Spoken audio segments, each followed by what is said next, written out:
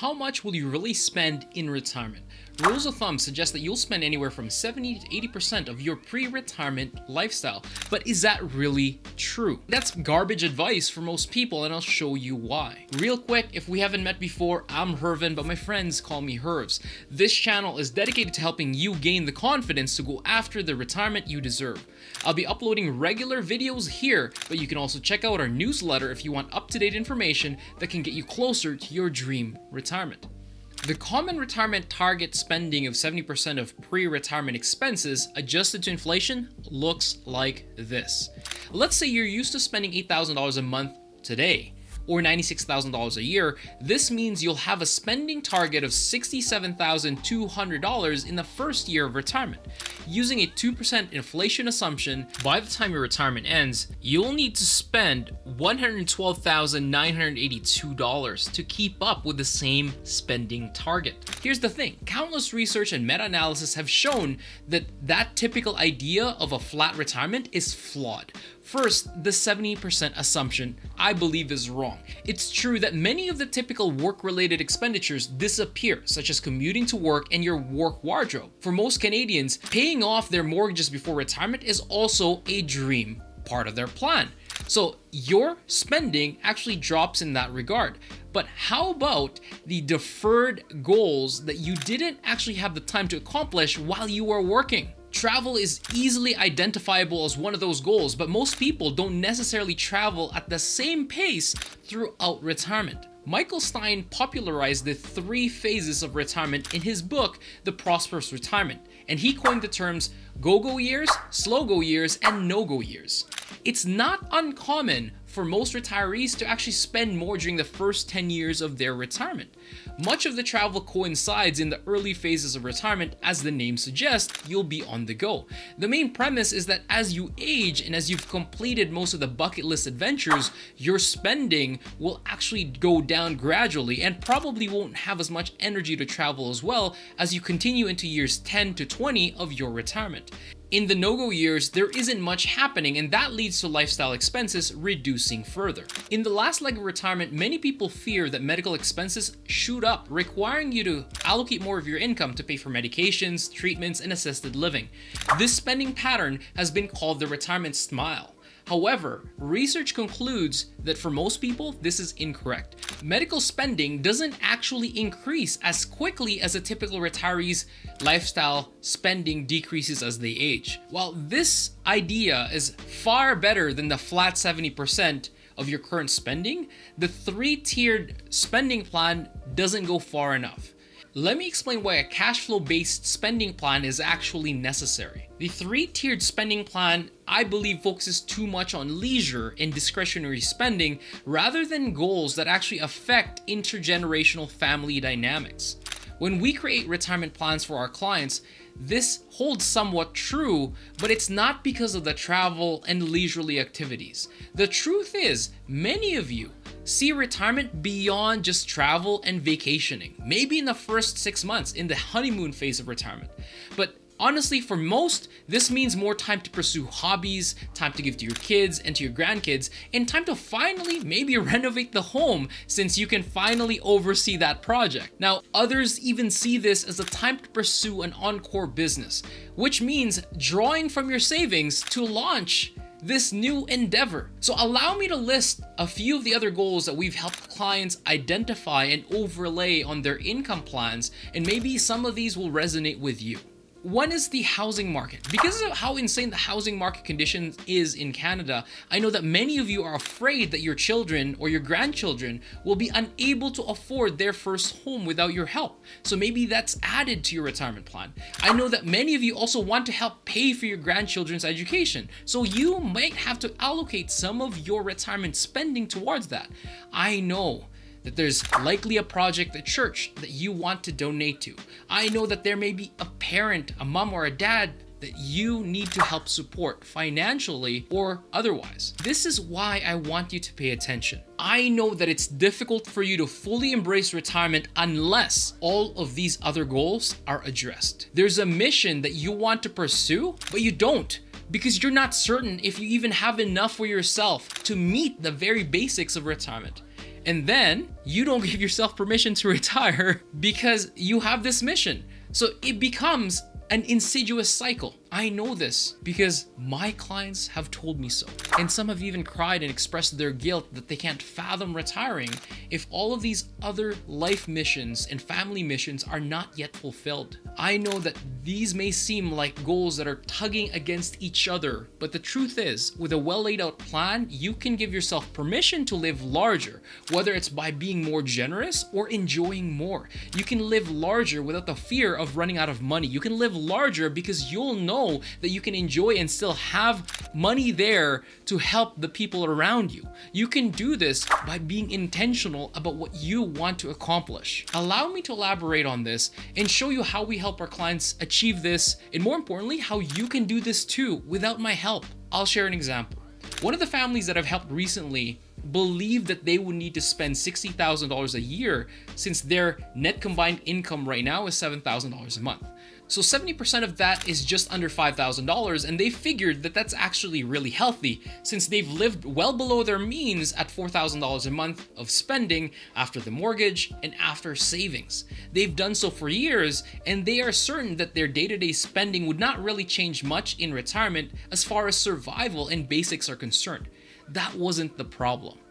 The problem was they weren't sure if they can retire yet and be able to really enjoy retirement without running out of money, since they had other things they wanted to pursue. They were not sure if they had enough saved to sustain that lifestyle that they were planning for without running out of money. Before meeting with me, they also played with an online calculator showing them that their money could run out if they draw $6,000 a month. So they thought it was prudent to top up. The only leisurely item that they thought of was traveling, and on top of their day-to-day, they wanted to allocate $10,000 to do that based on their past history. And they even figured that topping that up by $2,000 as a buffer is a good idea.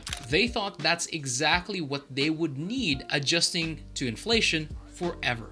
So I began by showing them what that would look like as one of the model scenarios to give them a baseline. First, let's review their concerns of outliving their money if they overspend. And let's play with that $6,000 a month or $72,000 a year. Based on these current assumptions and their current balances, they have about $800,000 saved up. If they continue this spend, they'll run out of financial assets at 90 years old, and they have a retirement shortfall of $894,000. No wonder they're afraid to retire. What if we looked at keeping the spending at $5,000 a month or $60,000 a year? They won't run out of money and actually have a $466,579 surplus at the end of retirement. This means they had far more than enough to accomplish their retirement lifestyle and still leave a massive estate behind. Far more than what they thought they wanted to leave with their kids. They already felt this way. They already felt that to be the case, that the kids were going to have too much to inherit, but they didn't really feel like they could even entertain retirement until they were reasonably sure that they could help their children get onto the property ladder. Before chatting with me, they thought that this could only happen as a part of their children's inheritance when they're gone. The issue with this is the timing. If they knew that they would have a lot of dollars and a lot of wealth left over, why wait until they're gone? Also, if they waited 25 or 30 years, their children wouldn't really need the money to get on the property ladder anymore. Here's my concern. This is actually what happens. When retirees don't know what they want left over as a target estate, they try to squirrel as much of their assets behind as possible. And they end up trying to make that estate larger unknowingly. One of the solutions we proposed included putting FHSA contributions for their adult children until the first home savings account has been maxed out.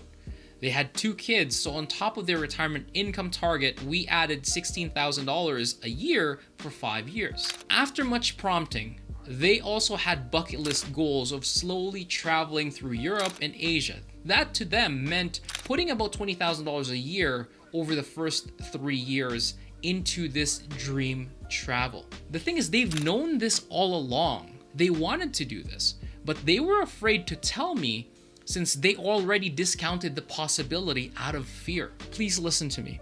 If you are ever working with a retirement planner, they should be prompting you to uncover unspoken dreams. If you're already working with a planner, please make sure you share these wishful items. Don't worry about the how. Be open to the possibility first. It's our job to show you what's possible and what's not. We celebrate when our clients win, so we're happy to dive into these items and show you what we can change to make this all a possibility. Let's go back to the 70% rule. The 70% rule definitely would not have worked here based on their assets. It would also leave too much to their estate while missing out on key life milestones if they just followed that $5,000 spending. Let's see what it's like adding these goals incrementally. Let's start with Europe and Asia at $20,000 per year. They would still have $223,454 left over at the end. So we can then test what it's like if they wanted to help their kids buy their first homes at $16,000 per year as a contribution to their FHSA. On top of the travel, they'd have a shortfall of $55,224. This would lead most people to think that one of the goals have to be sacrificed, or they'd have to live on less in retirement perhaps. Maybe don't give the kids the help for their home, or skip on the European trips that you've been waiting 30 years to do. But if we continue this, we would have carried a false assumption. The false assumption of the 70%. We kept that in all these scenarios, remember. Their base and true spending is actually $48,000 a year based on their actual budget. And they've allocated $12,000 into travel already on the $5,000 that we've put in here, or the $60,000 a year. But travel won't happen forever. It's unreasonable to think that they'll keep spending that until they pass. A reasonable assumption would be that that would only continue to 80 years old. If that was the case, we can split the cash flow off separately into their base of $48,000 for lifestyle, plus $20,000 per year for Europe and Asia as they enter into retirement, and then $16,000 per year for the FHSA contributions for their children's home. After that, in year 4, travel spending actually goes down to $12,000 a year.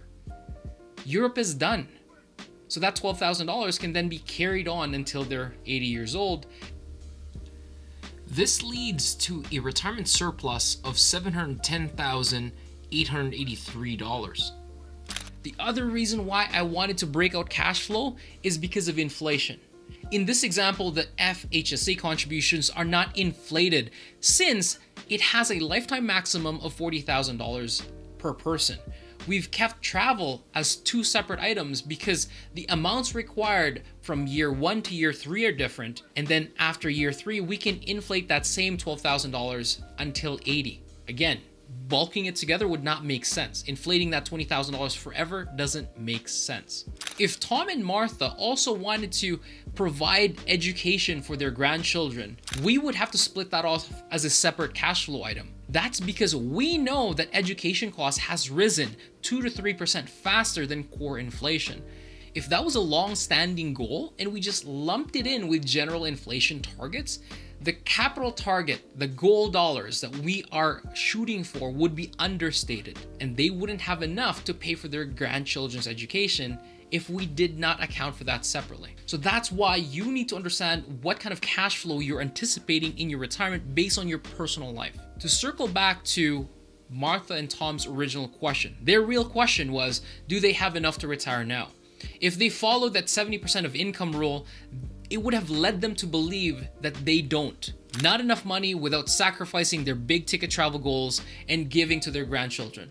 That's the only way they could retire. If we took the time to understand them and their lifestyle and their families and their goals, we can break out their cash flow needs and we can show them that they actually have enough to retire today. So if you're retiring within the next 5 years, make sure your retirement income plan addresses your personal cash flow needs instead of a generic rule of thumb, because you can end up delaying your retirement for absolutely no reason. Look for a CFP that focuses on retirement income planning in your area, or you can reach out to me. We work with clients all over the country. Check the links below to book your complimentary consultation. We also have lots of resources there to help you get started in your retirement. Chat soon. Much love. Happy retirement. Bye-bye!